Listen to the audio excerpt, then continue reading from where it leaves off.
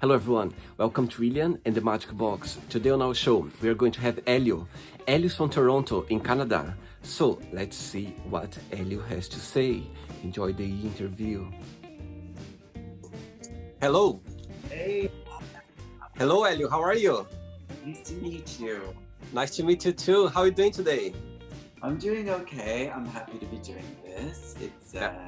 It's very interesting because I'm usually on the other side interviewing someone. So this will be a very different experience for me. Oh wow, amazing. And what do you do for a living? So I've been a music and fashion and culture reporter for more than 20 years. And I also write fiction and poetry. So I'm mainly a writer of mostly, not all trades, but I would say mostly in the culture section. So yeah, for a good 20 plus years for magazines, newspapers, obviously now websites and blogs, every kind of channel you can think of I've written for, even scripts for certain people.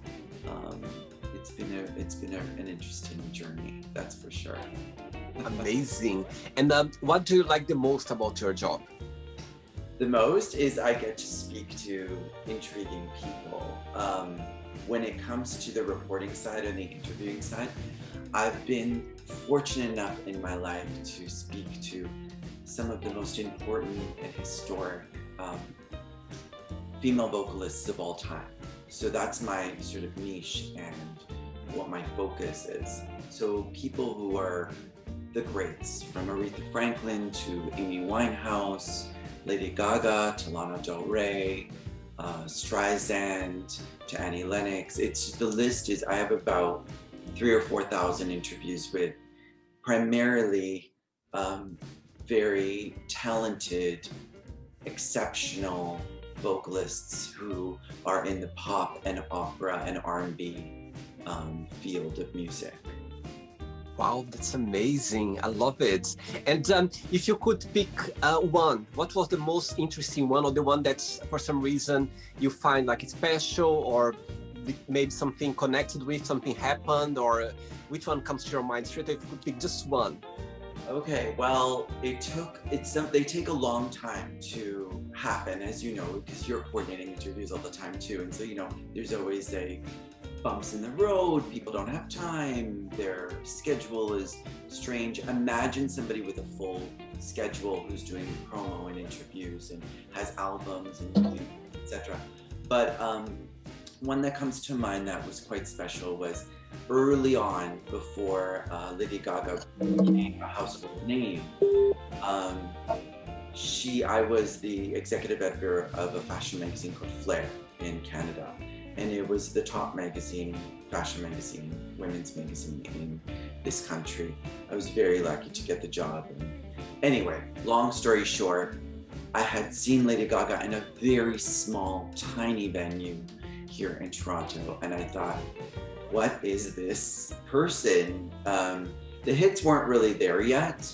And quite frankly, the performance was very shaky and not polished, not what we know of her today.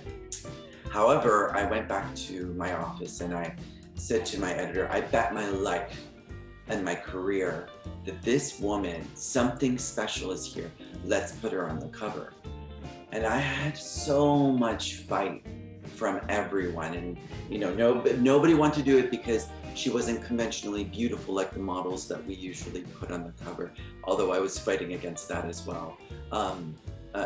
When you're in that position, you're constantly fighting against what is conventional, especially if you're someone who's queer, because you see beauty in a different way.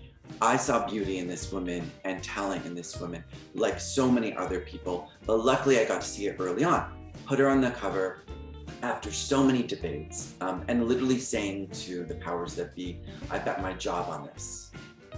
And I think my job was definitely on the line because it was a cover story. Luckily, the issue came out. It was the best-selling cover of the year. The day that it came out, Bad Romance was #1 in 12 countries.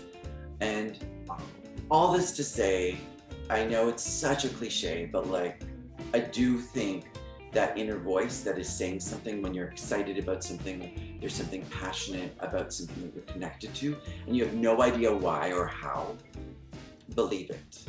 Follow it through, feel it, do it. Do whatever that voice is saying, as long as it's not criminal activity.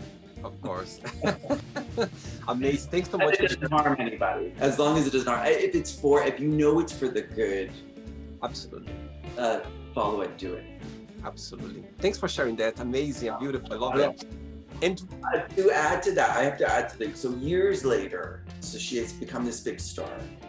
Lady Gaga's people called me, I would say this is 4 years ago, to ask me to interview Lady Gaga after she's won all these Grammys. She remembered me. She remembered who I was. Wow. And she was a very kind person that way. And she asked me to interview her in front of around 800 of her fans for an album called Art Pop. Wow. And so that all just sort of solidifies and ties that story together, because, you know, I did bet my career on this person, and I definitely won big time.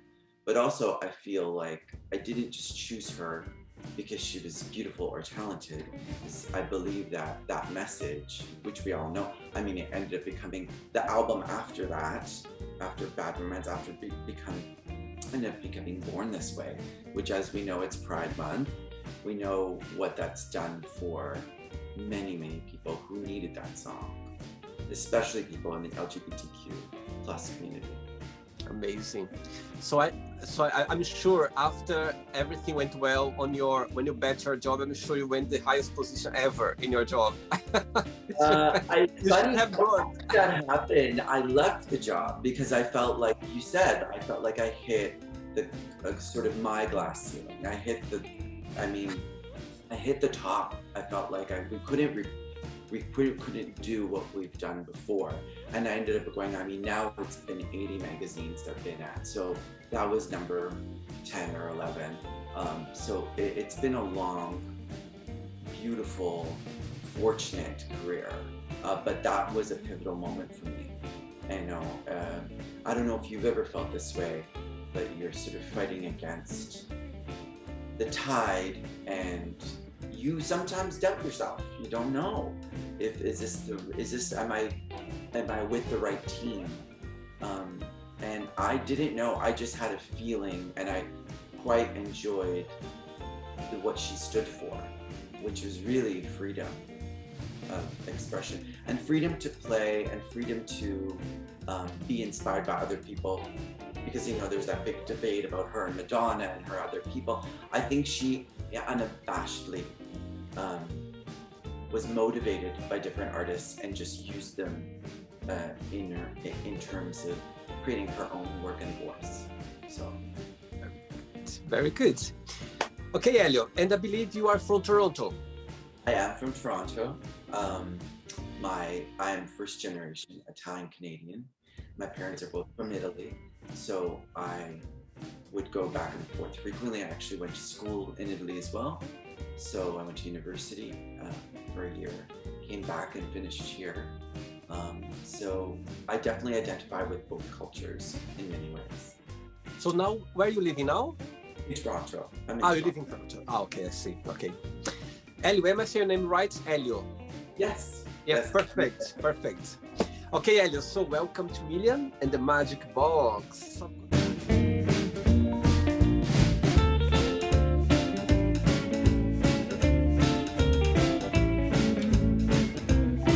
Got here my lovely box full of random fun questions. Okay, I'm just gonna play some music now just for us to get a bit in the mood before the first question. Okay, let's do it. Right, let's go for the first question, Elio. All right. By the way, if there is a question you don't have an answer for, you don't want to answer, always can change another one. Okay, it's very chill and relaxed, friendly. Right, your first question is, tell us about your best holidays and why you consider that.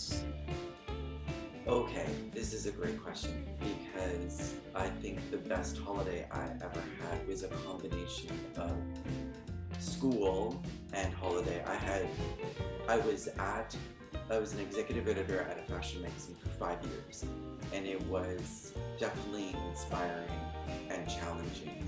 And one of the last interviews I had was with a gentleman editor from Vogue named Elio Iannacci.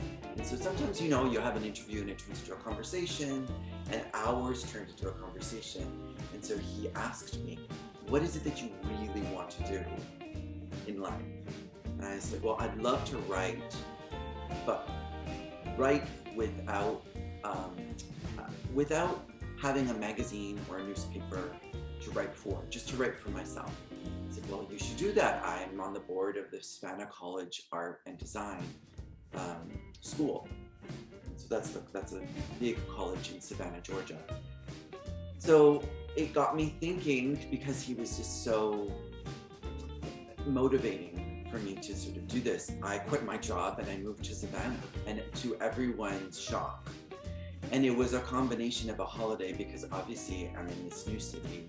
It's magical. There's, the Spanish moss, the gorgeous architecture from different eras. And, one of my favorite books in the garden, Midnight in the Garden of Good and Evil, was written about and in Savannah. So I was literally living a fantasy, living this book that I had read many times, which also was turned into a film. And so I got to relive the scenes in the book, as well as the scenes from the movie in real time. So I think that would be my best holiday. And at the same time, I got to attend the Savannah College of Art and Design and write fiction.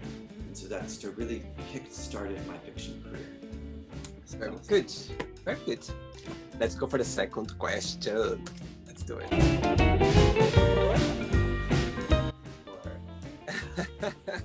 Right.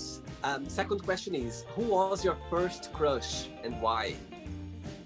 My first crush was Hercules, the cartoon. He was this cartoon that it was definitely an older cartoon from the 60s or 70s, and they would play it on TV on one of those retro channels. And he always had this sidekick named Newton, who was a centaur. And so Hercules was obviously saving the gods and saving humans and liaising with Zeus and doing his job. But then he would always get into trouble. And so this smaller, really sort of cute centaur, whenever Hercules was in trouble, somehow he would come and sort of save the day for Hercules. So they made this really cool team, but at the same time, they were saving lives. And I thought, okay, well, this is someone that I think I would love to be with, because obviously he's strong and powerful, but he also is vulnerable. Wow, good one, very good. Next question? Let's do it.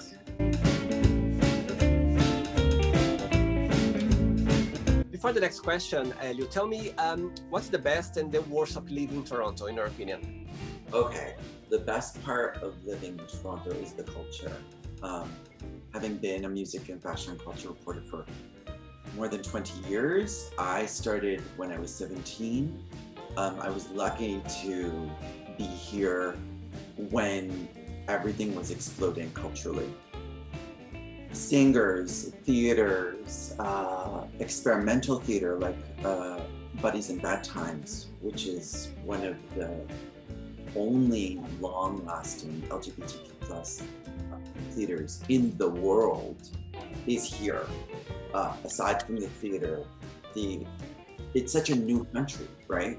Canada is, quite young. It's a baby country compared to Europe and the United States. So our ideas as a whole can be younger. And they could be naive and they could be ignorant sometimes. But on the flip side of that, they could be extremely innovative and fresh. So you get the best of both worlds. You are fighting the naivety, and there is that ignorance there. And we are not without There is definitely racism here. There's homophobia, like everywhere else, I think. But over here, we have been one of the first countries to allow for gay marriage. We have been one of the first countries to allow for gay adoption. So there is that, we've had some progressive people in power, like Pierre Elliott Trudeau, which is Justin Trudeau's father. And so that has been an enormous benefit to living in a city like Toronto, because you get like-minded people. But because we are a young country, I would say as a whole, the negative side of that is that we're tripping a lot, and we're still learning about everyone else's mistakes, and we're making our mistakes. And you can see that. I mean, it just takes a Google search and you will see the issues we have with police brutality, with people still grappling with homophobia internalized. And homophobia is huge here because although, you know, for the most part, it's assumed that LGBTQ plus people are accepted, there are major challenges to what we face day to day in the workplace, even in the cultural spheres. For example, for years I was the only person who was an LGBTQ plus person on a masthead for a magazine for about 5 to 10 years. That was the case. So, and I'm not an older person. I'm quite young compared to what has happened. And so that is, to me, very bizarre. That is changing, which is excellent. But those things, being so young and naive as a country has a lot of a negative impact on people who are just trying to find their way and express themselves. Cool, great. Next question for you is, what is the most memorable lesson you learned from your parents? Okay, so from my parents, I want to switch it because I think the best advice I ever had wasn't really from my parents. It was from an opera singer named Leontine Price, who in many ways, when you're speaking to a lot of these opera singers or divas, for example, and you're a young person who's coming out, they end up becoming your surrogate parents. Their messages, and it's something that I've seen for years and I've actually written about. But her piece of advice was, you should always know when you're shifting gears in life. You should leave your era before it leaves you. It should never leave you. And I think that has to do with instinct and figuring out, you know, when it's time to change, when it's time to leave a certain moment or shift in your life. And I've taken that to heart, definitely. Very good. Ready for another one? Yes. Let's do it. Right, next question for you is, what is your spirit animal? My spirit animal is definitely a seahorse. Because a seahorse, unlike any other animal, is, first of all, the male is very, very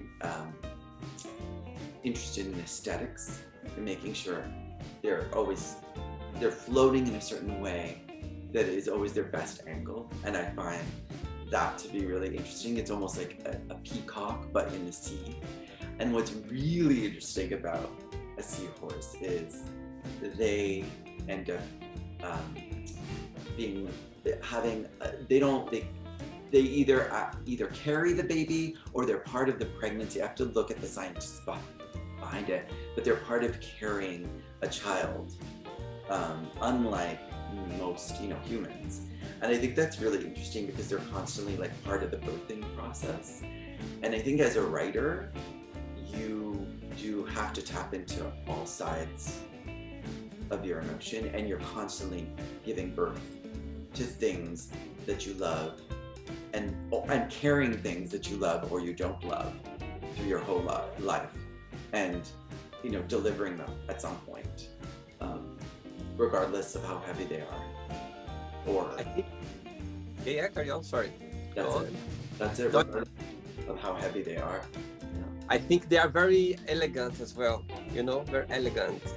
I'm Italian, so that eleganza is definitely part of my blood. Like my parents and my family, it was very much, when you grow up Italian, what you're talking about on the table is, fashion and film, food, all of these things are very aesthetic. There's an importance. People think of them as superficial, but we see them as superpowers. And so I think that's probably why when you brought up the elegance, the elegance definitely attracts me. Good. It's another question for you, Elio. Let's do it. Say again. This is wild. The interludes between are so cool. They're fun. Next question for you is, tell me something that you cannot live without. That I cannot live without. I think, it would have to be music. Music has been my lifesaver. It's been my life's work. It's been my companion during some dark times. I mean, house music alone has changed my life.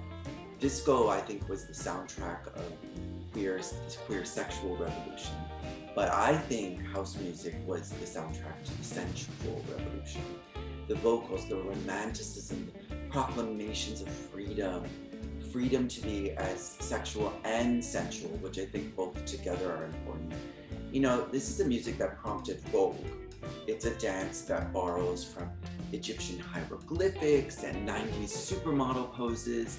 There is nothing more exquisite, and it makes you feel exquisite on the dance floor. And I think that feeling, to feel important or beautiful or to feel powerful, that's something in life that is hard to find. So I'm glad I found it. Great. I love music as well. I think music puts you in a different world, you know what I mean? It just takes you wherever you want to go.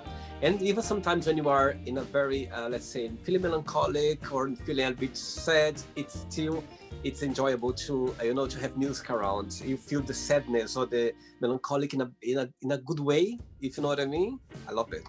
Definitely. It becomes your surrogate partner, your surrogate parent, it could be even sometimes a lover.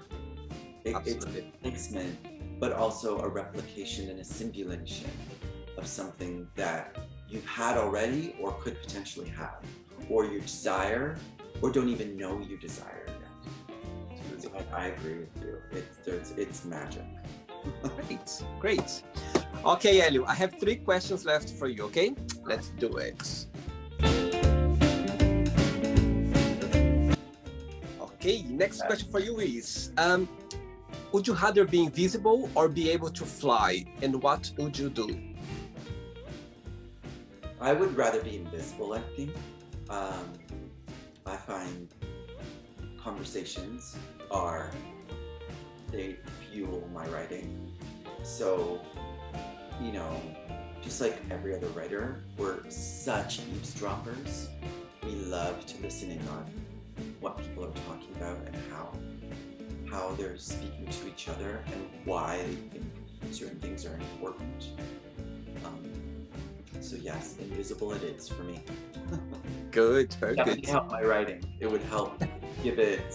Could you imagine hearing the conversations behind the scenes in government,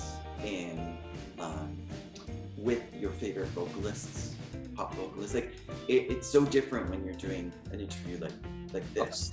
Absolutely. You are your true self in many different ways, and one of them is in that sort of private way that nobody sees. And it would be interesting to see those sort of private moments, again, without it being criminal. Sure. There is a joint. Everyone knows what's going on. I think you'd have material to write thousands and thousands of books for sure. Right, 2 questions left. Let's do it. Next question for you, Elio. Next question is, what is the silliest thing have you ever posted online? Oh my gosh. Wow, you're throwing me for a loop. The silliest thing. I'm really careful about what I post.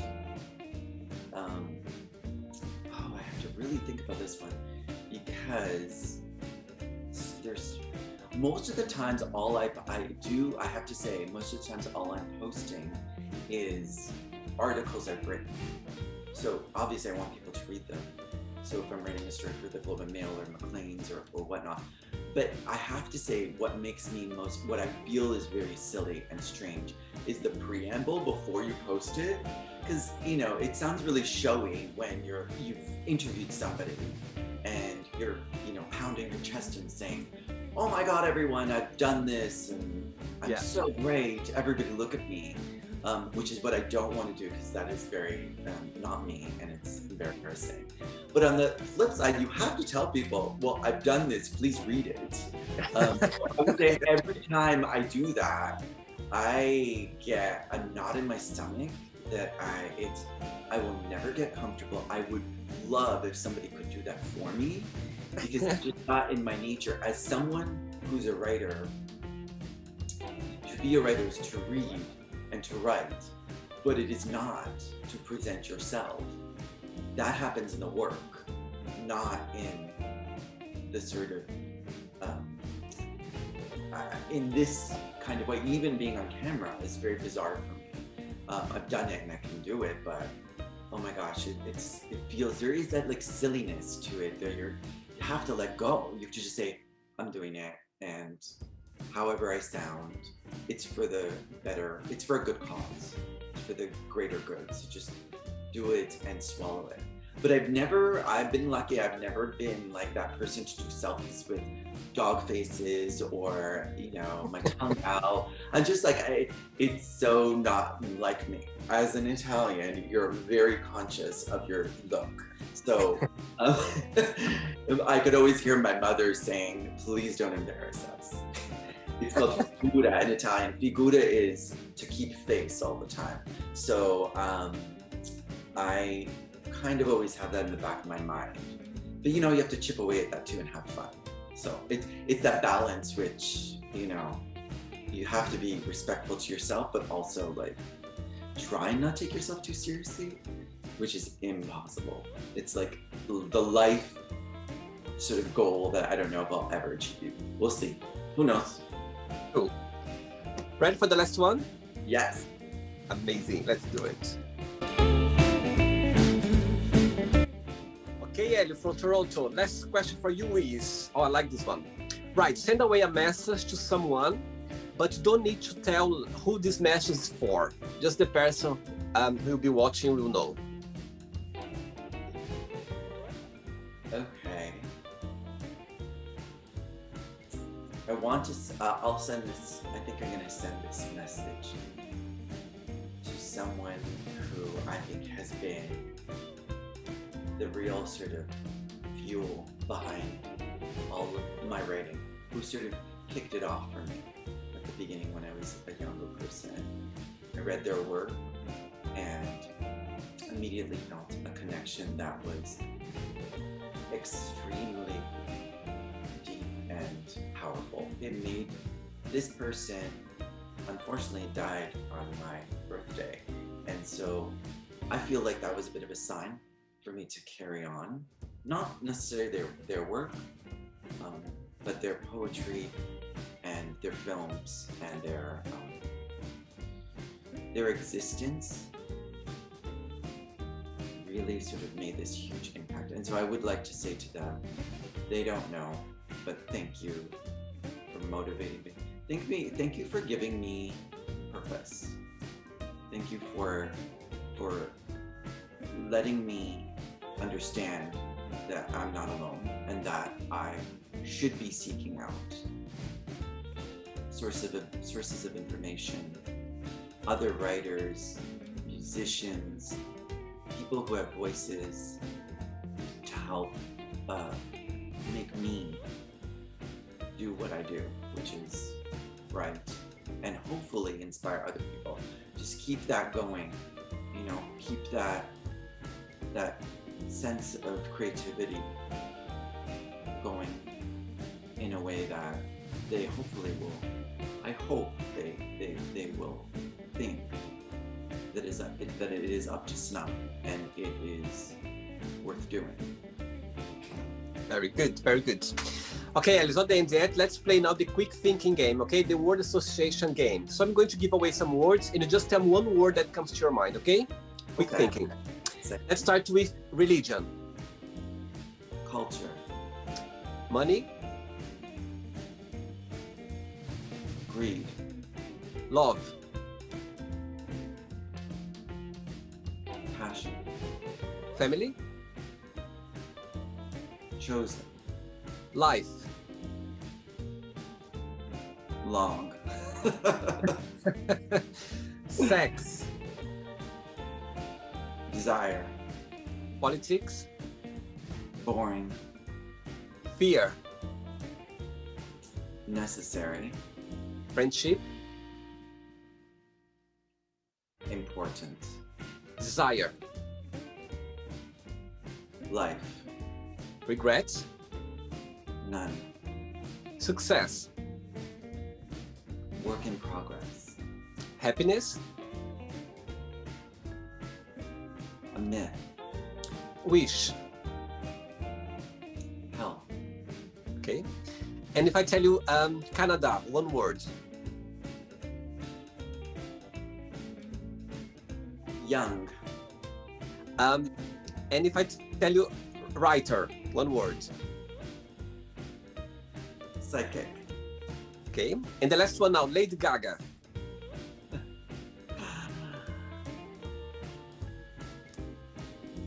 Impressionable. Wow, I love this word, impressionable. I love it. Right, let's pretend now I'm going to meet your best friend for a cup of tea, and I'm going to ask your best friend, define Elio in one positive word and one negative word. What that would be? I think positive and negative together maybe is resilient, maybe. Or maybe that's just positive. And the negative would be, there's too many I can't say. But I think critical. I think maybe too critical at times. Great. And just before we start the game, just before we finish the game, would you like to ask me a question? Yes, I would. I've been thinking about this. It's a bit of a big question for you. So, what is your favorite female vocalist and why?